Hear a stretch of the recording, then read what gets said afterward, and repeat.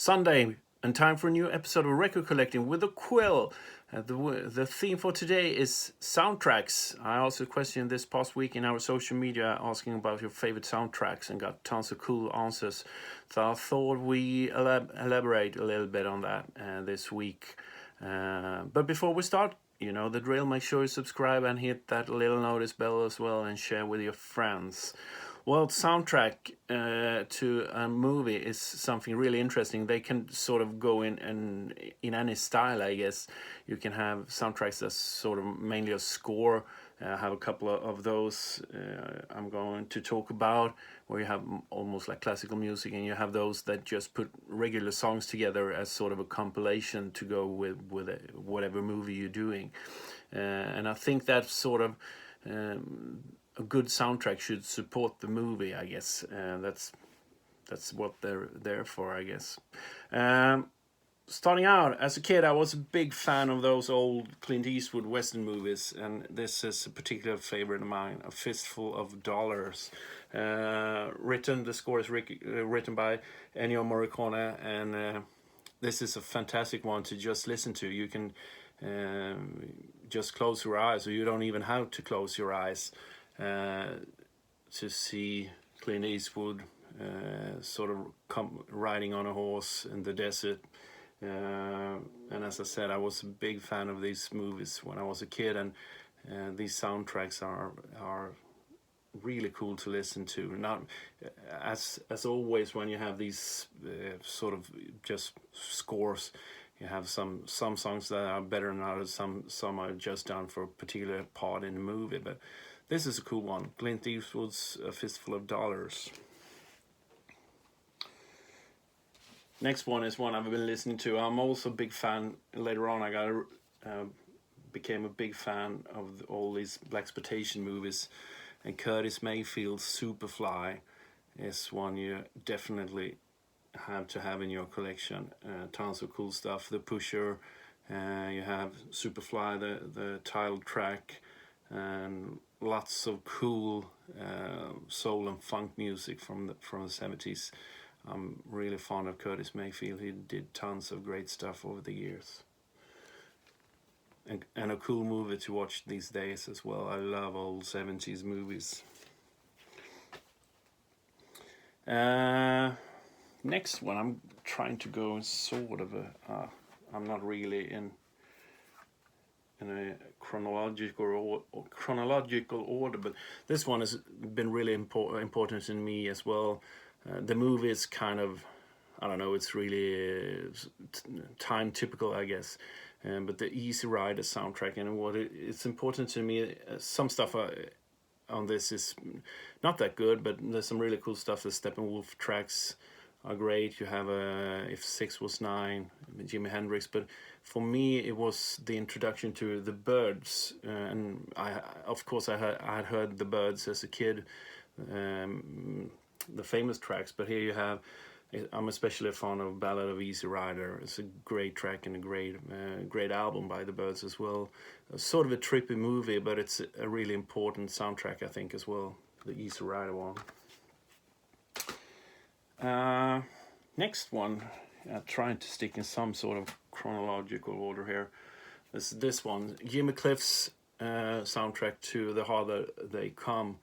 I actually read up on it, and it's been deemed culturally important in the US, so it's bound to be preserved by the authorities, or Library of Congress, I believe it's called. And this is, sometimes I'm not a huge fan of ska music or reggae, but this one is sort of a really good introduction, and this got me really into Desmond Dekker and also Toots and the Maytals. And I think it's a great introduction to Jamaican music in the late 60s and early 70s. And generally a great album. I listen to this one quite a lot, actually. Especially during summertime for some reason. I don't know why. Next one, we have to, if you're talking soundtracks, you have to have something by the king of musical scores. Why not the biggest one? John Williams scored tons of great movies.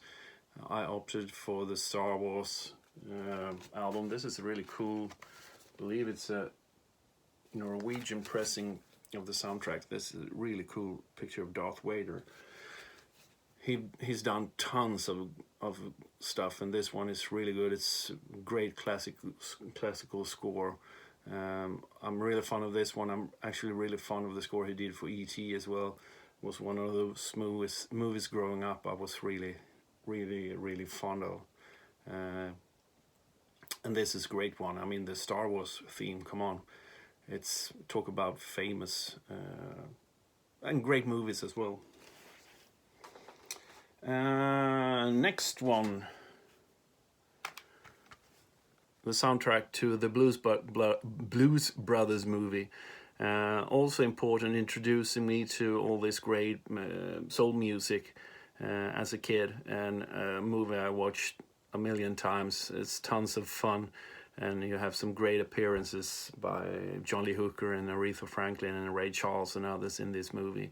And a great soundtrack as well. You have a great band recording. You have Steve Cropper, you have Donald Duck Dunn on bass, all these cool soul guys who's done tons of great stuff. And you tend to forget that John Belushi and Dan Aykroyd was quite good. They were good performers as well.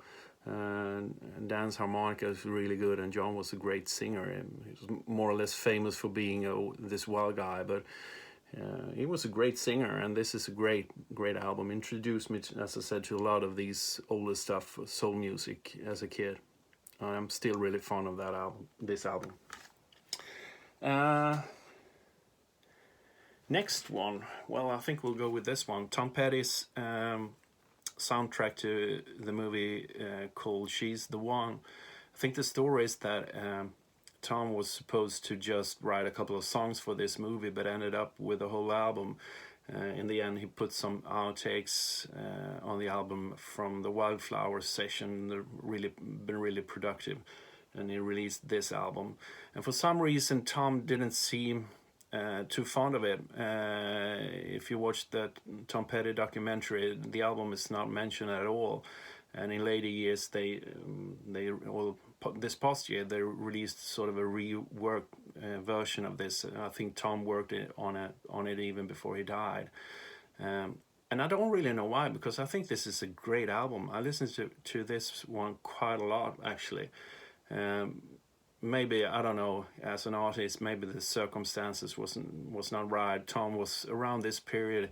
He was actually going through some big problems in his personal life, divorce, and he was also heavy dependent on heroin there for quite a while, and maybe that is sort of part of his distaste for this album.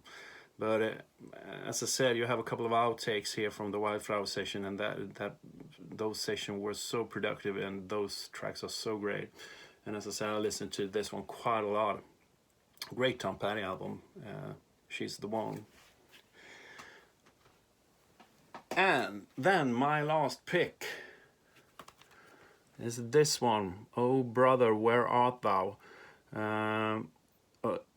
Great movie. I love this movie, first of all, and also great soundtrack. You have a lot of acoustic blues numbers. You have a lot of bluegrass music as well, and Man of Constant Sorrow is such a great part of the movie when the guys record that song in the studio in the movie. Just love that, and a great version, as I said here.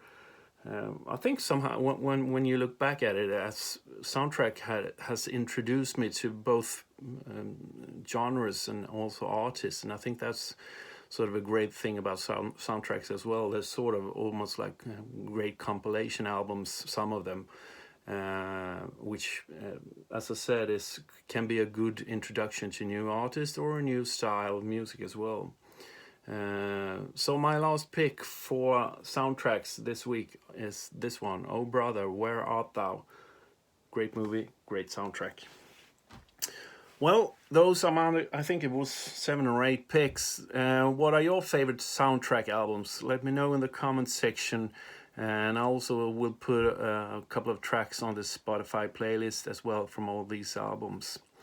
And also make sure you follow us on social media. It's the QUILL Sweden. We are going to have a little bit of an anniversary this spring, so it's going to be a lot of news following in this coming weeks. So be sure to follow us, the QUILL Sweden. Well, that's it. Thank you for today, and I'll see you all again next week. Cheers.